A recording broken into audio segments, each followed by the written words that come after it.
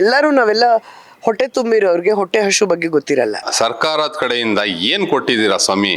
ಇದು ಯಾರ ಪರವಾಗಿರೋ ಸರ್ಕಾರಗಳು ಓಟ್ ಮಾತ್ರ ಯಾವ ಕಾರ್ಪೊರೇಟ್ ಕಂಪನಿಗಳಿಂದನೂ ಪಡೆಯೋದಿಲ್ಲ.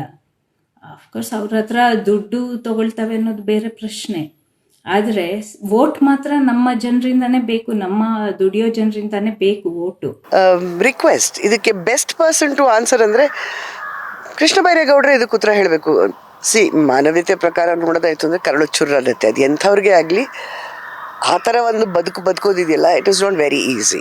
ಆ್ಯಂಡ್ ನಾವೆಲ್ಲ ಭದ್ರವಾಗಿರೋ ಪುಕ್ತ ಮನೆಗಳಲ್ಲಿ ಕೂತು ಮಾತಾಡೋದು ಬಹಳ ಸುಲಭ. ಆದರೆ ಆ ಪರಿಸ್ಥಿತಿಲಿ, ಆ ಸ್ಥಿತಿಲಿರೋರಿಗೆ ಅವ್ರವ್ರ ಕಷ್ಟಗಳದ್ದು ಗೊತ್ತಿರುತ್ತೆ. ನಾನು ಹೇಳ್ತಾ ಇರೋದು ಕೊಡ್ತೀವಿ ಅನ್ನೋದಾಗಿದೆ ಅಲ್ವಾ. ಈಗ ನಮ್ಮ ಜಮೀರ್ ಅಹಮದ್ ಅವರು ಜನವರಿ 2 ಕೊಡ್ತೀವಿ ಅಂತಲೇ ಏನೋ ಹೇಳಿದರು ಪ್ರೀವಿಯಸ್ಲಿ. ಸಿದ್ದರಾಮಯ್ಯ ಸರ್ ಅವರು ಕೊಡ್ತೀವಿ ಅಂತ ಹೇಳಿದ್ದಾರೆ, ಬಟ್ ಅದು ಏನಕ್ಕೆ ತಡ ಆಗ್ತಿದೆ ಗೊತ್ತಿಲ್ಲ.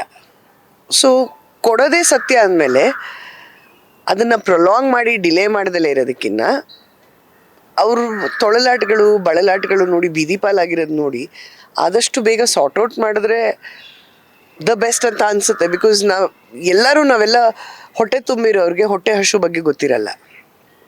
ಹೊಟ್ಟೆ ಹಸಿ ಏನು ಅನ್ನೋದು ಬರೀ ದೈಹಿಕವಾಗಲ್ಲ, ಮಾನಸಿಕವಾಗೂ ಹೌದು, ಆಮೇಲೆ ಮಾನ ಮರ್ಯಾದೆ ಗಾಂಭೀರ್ಯದ ಪ್ರಕಾರವೂ ಹೌದು. ನಿಜವಾಗ್ಲೂ ರೋಡಲ್ಲಿ ಬದುಕೋದು is not very graceful and it is not very dignified. ಅವ್ರದ್ದು 1000 ಪ್ರಾಬ್ಲಮ್ಗಳಿರುತ್ತೆ, ಅದೆಲ್ಲ ಇವಾಗ 4ರಷ್ಟಾಗಿರುತ್ತೆ. ಅಂದರೆ ಮಾಮೂಲಿ ಏನಾದರೂ ಕೇಳಿದ್ರೆ ನಾವು ಇರಿಟೇಟ್ ಯಾವುದಾದ್ರೂ ಒಂದು ಪ್ರಾಬ್ಲಮ್ ಇದೆ ಅಂದರೆ ನಾವು ಇರಿಟೇಟ್ ಆಗಿರ್ತೀವಿ ಜನರಲಿ. ಅವ್ರಿಗೆ ಇವಾಗಿರೋ ಪ್ರಾಬ್ಲಮ್ಮು ಅವ್ರ ಮೆಂಟಲ್ ಸ್ಟೇಟಸ್ಸೇ ಇರಿಟೇಟೆಡ್ ಸ್ಟೇಟಸಲ್ಲಿ ಇರ್ತಾರೆ. ಆ್ಯಂಡ್ ಅವ್ರು ಏನೇ ಮಾಡಿದ್ರು it would be affecting in a very bad way. So I would just request, ಇದಕ್ಕೆ ಬೆಸ್ಟ್ ಪರ್ಸನ್ ಟು ಆನ್ಸರ್ ಅಂದರೆ ಕೃಷ್ಣ ಬೈರೇಗೌಡರೇ ಇದಕ್ಕೆ ಉತ್ತರ ಹೇಳಬೇಕು. He is the right person. Because ಅವರಲ್ಲಿ ಆಳಿರೋರು, ಅಲ್ಲಿ ಗೊತ್ತಿರೋ ಅಂಥವ್ರು. ಅವ್ರ ಮೌನ ಇದ್ದು ಅದಕ್ಕೆ ಸಂಬಂಧ ಇಲ್ದಲೇ ಇರೋರು ನಾವೆಲ್ಲ ಮಾತಾಡಿದ್ರೆ ಅದಕ್ಕೆ ಅರ್ಥ ಇರಲ್ಲ. ಅವ್ರ ಮೌನ ಮುರಿದು ಅವ್ರ ಮಾತಿಗೇನೆ ತೂಕ ಇರೋದು ಅನ್ನೋದು ನನ್ನ ಅಭಿಪ್ರಾಯ. ಆದರೆ ಅಲ್ಲಿ ಯಾರು 5 ವರ್ಷ ಇಲ್ಲೇ ಇದ್ದಾರೆ, ಅವರು ದಾಖಲೆ ತೋರಿಸಿದ್ದಾರೆ, ಅವ್ರಿಗೆ ಮನೆಗಳನ್ನ ಕೊಡ್ತೀವಿ ಅನ್ನೋ ಭರವಸೆ ಅಂತೂ ನೀಡಿದ್ದಾರೆ. ಆ ಭರವಸೆ ಎಷ್ಟು ಈಡೇರುತ್ತೆ ಅನ್ನೋದು ನಮಗೆ ಒಂದು ಬಿಟ್ಟಂಥ ಪ್ರಶ್ನೆ ಆಗಿದೆ. ಇರಲಿ, ಆ ಭರವಸೆ ಏನು ಕೊಟ್ಟಿದ್ದಾರೆ ಅದನ್ನು ನಾವು ಸ್ವಾಗತ ಮಾಡ್ತೀವಿ.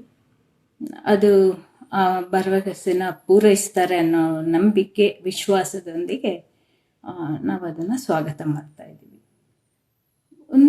ಇಲ್ಲಿ ನಮಗೆ 2 ಪ್ರಶ್ನೆಗಳಿವೆ. ಒಂದು ಏನಂತಂದರೆ, ಈಗ ಅವರು ಇಲ್ಲಿ ಕರ್ನಾಟಕದಲ್ಲೇ 5 ವರ್ಷಗಳು ವಾಸ ಮಾಡಬೇಕು ಅಂತ ಹೇಳಿದ್ದಾರೆ. ಸರಿ, ಅದು ವಸತಿ ನಿಯಮಾವಳಿಗಳ ಪ್ರಕಾರ, ಕರ್ನಾಟಕದ ವಸತಿ ನಿಯಮಾವಳಿಗಳ ಪ್ರಕಾರ ಇರುವಂಥದ್ದು.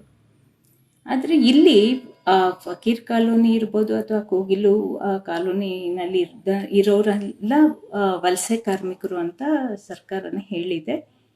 ಹೌದು, ಆದರೆ ಇಲ್ಲಿ ಬಹಳ ಮುಖ್ಯವಾಗಿರೋ ಪ್ರಶ್ನೆ ಮತ್ತು ಮೂಲಭೂತವಾಗಿರೋವಂಥ ಪ್ರಶ್ನೆ ಏನಪ್ಪ ಅಂತಂದರೆ, ಈ ವಲಸೆ ಕಾರ್ಮಿಕರು ಯಾಕೆ ಬೆಂಗಳೂರಿಗೆ ಬರ್ತಾ ಇದ್ದಾರೆ ಅನ್ನೋದು.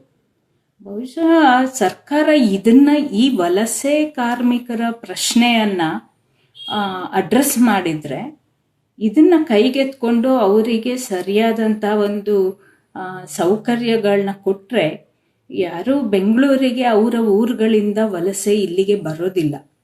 ಹಾಗಾಗಿ ಸರ್ಕಾರ ಅವರ ಗ್ರಾಮೀಣ ಪ್ರದೇಶಗಳಲ್ಲೇ, ನಮ್ಮ ರಾಜ್ಯದ ಗ್ರಾಮೀಣ ಪ್ರದೇಶಗಳಲ್ಲೇ ಅವ್ರಿಗೆ ವಸತಿ ಸೌಕರ್ಯಗಳನ್ನ ಕೊಟ್ಟು ಅವ್ರಿಗೆ ಅಲ್ಲಿ ಉದ್ಯೋಗಗಳನ್ನ ಕಲ್ಪಿಸ್ಕೊಟ್ರೆ, ಅದು ಕೇಂದ್ರ ಸರ್ಕಾರ ಇರ್ಬೋದು, ರಾಜ್ಯ ಸರ್ಕಾರ ಇರ್ಬೋದು. ಈಗ ಉದ್ಯೋಗ ಖಾತ್ರಿ ಯೋಜನೆನೂ ಕೂಡ ಕೇಂದ್ರ ಸರ್ಕಾರ ಬರ್ಖಾಸ್ತು ಮಾಡೋ ಹಂತಕ್ಕೆ ತಲುಪಿದೆ. ಸೊ ಹಾಗಾಗಿ ನಾವಿವತ್ತು ಉದ್ಯೋಗ ಮತ್ತು ವಸತಿ ಇವೆರಡು ಪ್ರಶ್ನೆಗಳನ್ನ ಮೂಲಭೂತವಾಗಿ ಕೈಗೆತ್ಕೊಂಡು ಸರ್ಕಾರಗಳು ಅದನ್ನು ಅಡ್ರೆಸ್ ಮಾಡೋ ಅಂಥದ್ದನ್ನು ಮಾಡಿದರೆ, ಈ ವಲಸೆ ಕಾರ್ಮಿಕರ ಈ ಬೆಂಗಳೂರಿನಲ್ಲಿ ವಲಸೆ ಕಾರ್ಮಿಕರ ಒಂದು ವಸತಿ ಪ್ರಶ್ನೆಯನ್ನು ಬಗೆಹರಿಸುವಂಥ ಸಾಧ್ಯತೆಗಳು ಜಾಸ್ತಿ. ಎರಡನೇದು, ಸರ್ಕಾರ ನಮ್ಮ ದುಡಿಯೋ ಜನರಿಗೆ ಒಂದು ಸಣ್ಣ ಭೂಮಿ, ಒಂದು ಸಣ್ಣ ಭೂಮಿನೂ ಅಲ್ಲ ಅದು. ಏನು ಅಪಾರ್ಟ್ಮೆಂಟ್ಗಳು ಕಟ್ಟಿ ಅದರಲ್ಲಿ ಖಾಲಿ ಇರೋಂಥ ಮನೆಗಳನ್ನ, ಅದು ಯಾವ ಗುಣಮಟ್ಟದ್ದು ಅಂತ ಎಲ್ರಿಗೂ ಗೊತ್ತಿರೋ ಅಂಥದ್ದೇನೆ, ಅಂಥ ಮನೆಗಳನ್ನ ಹಂಚೋಕೆ ಇಷ್ಟೊಂದು ಅವ್ರನ್ನ ಪರದಾಡಿಸ್ತಾ ಇದೆ. 15-16 ದಿನಗಳಾಗಿವೆ ಈಗಾಗಲೇ. ಅವರು ಅಲ್ಲಿ ಆ ಬಯಲು ಪ್ರದೇಶದಲ್ಲೇ ಟಾರ್ಪಾಲ್ ಶೀಟ್ ಹಾಕ್ಕೊಂಡು ಬದುಕ್ತಾ ಇದ್ದಾರೆ. ಆ ಗಾಳಿಯಲ್ಲಿ, ಆ ಸೊಳ್ಳೆಗಳ ಮಧ್ಯೆ, ಬಿಸಿಲಲ್ಲಿ. ಇದೆಲ್ಲ ಒಂದು ಕಡೆ. ಆದರೆ ಕಾರ್ಪೊರೇಟ್ ಕಂಪನಿಗಳಿಗೆ ರೈತರ ಭೂಮಿನ ಕಿತ್ಕೊಂಡು ಸಾವಿರಾರು ಎಕರೆ ಗಟ್ಟಲೆ ಏನು ರಾತ್ರೋರಾತ್ರಿ ಕೊಡೋಕ್ಕೆ ಸರ್ಕಾರಗಳು ತಯಾರಾಗ್ತವೆ. ಹಾಗಾಗಿ ದುಡಿಯೋ ಜನರಿಗೆ ಮಾತ್ರ ಒಂದು ಸಣ್ಣ ಮನೆ ಕೊಡೋಕ್ಕೆ ಇಷ್ಟೊಂದು ಮೀನಾಮೇಷ ಎಣಿಸುವಂಥ ಸರ್ಕಾರಗಳು ಯಾಕೆ ಹೀಗೆಲ್ಲ ಮಾಡ್ತವೆ? ಇದು ಯಾರ ಪರವಾಗಿರೋ ಸರ್ಕಾರಗಳು? ಓಟ್ ಮಾತ್ರ ಯಾವ ಕಾರ್ಪೊರೇಟ್ ಕಂಪನಿಗಳಿಂದನೂ ಪಡೆಯೋದಿಲ್ಲ. ಅಫ್ಕೋರ್ಸ್ ಅವ್ರ ಹತ್ರ ದುಡ್ಡು ತಗೊಳ್ತವೆ ಅನ್ನೋದು ಬೇರೆ ಪ್ರಶ್ನೆ. ಆದರೆ ವೋಟ್ ಮಾತ್ರ ನಮ್ಮ ಜನರಿಂದನೇ ಬೇಕು, ನಮ್ಮ ದುಡಿಯೋ ಜನರಿಂದನೇ ಬೇಕು ಓಟು. ಆದರೂ ಕೂಡ ಅವರಿಗೆ ಕನಿಷ್ಠವಾದ ಒಂದು ಸಾಂವಿಧಾನಿಕ ಹಕ್ಕು, ಬದುಕುವ ಹಕ್ಕನ್ನೇ ಕೊಡದೇ ಇರೋವಂಥ ಸರ್ಕಾರಗಳು ಯಾಕೆ ಹೀಗೆಲ್ಲ ಮಾಡ್ತವೆ ಅನ್ನೋದನ್ನು ನಾವು ಇಲ್ಲಿ ಪ್ರಶ್ನಿಸಬೇಕು. ಅದೇ ಥರ ನಾವು ರಾಜ್ಯಸಭೆ ಮತ್ತು ಲೋಕಸಭೆಯಲ್ಲಿ ಸ್ಪರ್ಧೆ ಮಾಡಬೇಕಾದ್ರೆ ಆವಾಗ ಯಾವುದೇ ನಿಯಮಾವಳಿಗಳು ಈ ಥರ ಇಲ್ಲ. 5 ವರ್ಷ ಕರ್ನಾಟಕದಲ್ಲೇ ಇರಬೇಕು, ಅವ್ರು ಕನ್ನಡಿಗರೇ ಆಗಿರಬೇಕು, ಇದೇನೂ ಇಲ್ಲ. ರಾಜ್ಯಸಭಾ ಮೆಂಬರ್ ಇವತ್ತು ಕರ್ನಾಟಕದಿಂದ ಡೆಲ್ಲಿ ತನಕ ಹೋಗಿದ್ದಾರೆ, ನಮ್ಮ ರಾಜ್ಯದಲ್ಲಿ ಅಲ್ಲದೆ ಇರೋರು. ಹಾಗೆ ಕೇರಳದವ್ರು ಅಲ್ಲದೆ ಇರೋರು ಕೂಡ ಇವತ್ತು ವಯನಾಡಿನಲ್ಲಿ ಗೆದ್ದು ಸಂಸತ್ತಿಗೆ ಹೋಗಿದ್ದಾರೆ. ಇಂಥವೆಲ್ಲ ನಮ್ಮ ವ್ಯವಸ್ಥೆ ಒಳಗಿರುವಾಗ ನಮ್ಮ ದುಡಿಯೋ ಜನರನ್ನ, ಬೆವರು ಸುರಿಸಿ ದುಡಿಯೋ ಜನರನ್ನ, ಬೀದಿಯಲ್ಲಿ ಅಲೆಮಾರಿಗಳಾಗಿ ದುಡಿಯೋ ಜನರನ್ನ ಯಾಕೆ ಹೀಗೆಲ್ಲ ಕಾಡಿಸುತ್ತೆ ನಮ್ಮ ವ್ಯವಸ್ಥೆ?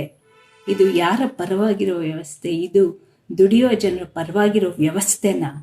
ಯಾಕೆ ಹೀಗೆ ಬೆವರು ಸುರಿಸಿ, ಬೆವರು ಬಸಿದು ದುಡಿಯೋ ಜನರನ್ನ ರಕ್ತ ಯಾಕೆ ಹರಿಸತ್ತೆ? ಅವರ ರಕ್ತ ಯಾಕೆ ಹರಿಸತ್ತೆ ಅಂತ ನಾನು ಪ್ರಶ್ನೆ ಕೇಳಕ್ಕೆ ಇಷ್ಟಪಡ್ತೀನಿ. ಇದರಲ್ಲಿ ಏನಾಗ್ತಾ ಇದೆ ಅಂದರೆ, ಇಲ್ಲಿ ಕಾಂಗ್ರೆಸ್ಸು BJP 2 ಸರ್ಕಾರ ಇದ್ದಾಗಲೂ ಇವರಿದ್ದರು.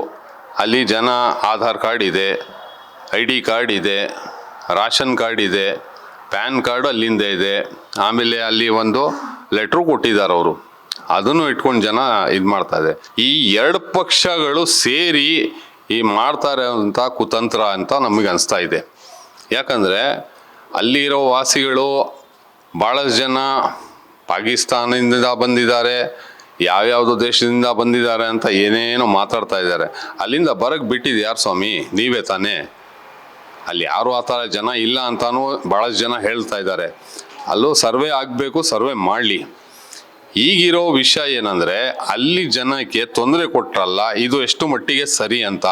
ಚಳಿ ಇದೆ, 2 ಜನ ನಾವು ಹೋಗಿ ಸರ್ವೆ ಮಾಡಿದಾಗ 2 ಹೆಣ್ಮಕ್ಳು ಗರ್ಭಿಣಿ ಇದ್ದರು, ಅವರು ಇದರಲ್ಲಿ ಡೆಲಿವರಿ ಬೇರೆ ಆಗಿದೆ. ಅವ್ರಿಗೆ ಔಷಧಿ, ಅವ್ರಿಗೆ ಒಂಚೂರು ನೆರೆ ಅನ್ನೋದು ಎಲ್ಲಿದೆ ಸ್ವಾಮಿ? ಇದೇ ನಾನು ನಿಮ್ಮ ಸರ್ಕಾರ ನಡೆಸ್ತಾ ಇರೋದು. ನೀವಿಬ್ಬರೂ ಸೇರಿ ಪೊಲಿಟಿಕ್ಸ್ ಮಾಡ್ತಾ ಇದ್ದೀರಾ. ಅವ್ರು ಹಿಂದೂ ಮುಸ್ಲಿಂ ಅಂತ ಮಾಡ್ತಾ ಇದ್ದಾರೆ, ನೀವು ಮುಸ್ಲಿಮ್ಸ್ಗೆ ಏನೋ ಕೊಡ್ತೀವಿ ಅಂತ. ನಾವು ಫಸ್ಟೇ ದಿನ ಹೋಗಿ ಅಲ್ಲಿ ಸರ್ವೆ ಮಾಡಿ ಹೇಳ್ಬಿಟ್ವಿ ಜನಕ್ಕೆ, ನಿಮ್ಗೆ ಏನೂ ಸಿಗಲ್ಲ ಇಲ್ಲಿ ಅಂತ. ಇದೆಲ್ಲ ನಾಟಕ ಆಡ್ತಾ ಇರೋದು. ಅಲ್ಲಿ ಒಂದು ಗ್ಯಾಸ್ ಪ್ಲಾಂಟ್ ಮಾಡಬೇಕಂತ ಇವ್ರದ್ದು ಒಂದು ದೊಡ್ಡ ಸ್ಕೀಮ್ ಇದೆ. ಆ ಗ್ಯಾಸ್ ಪ್ಲಾಂಟಿಗೆ ಇವರು ಭಾಳಷ್ಟು ಏನೇನೋ ಕೆಲಸಗಳು ಮಾಡ್ತಾ ಇದ್ದಾರೆ.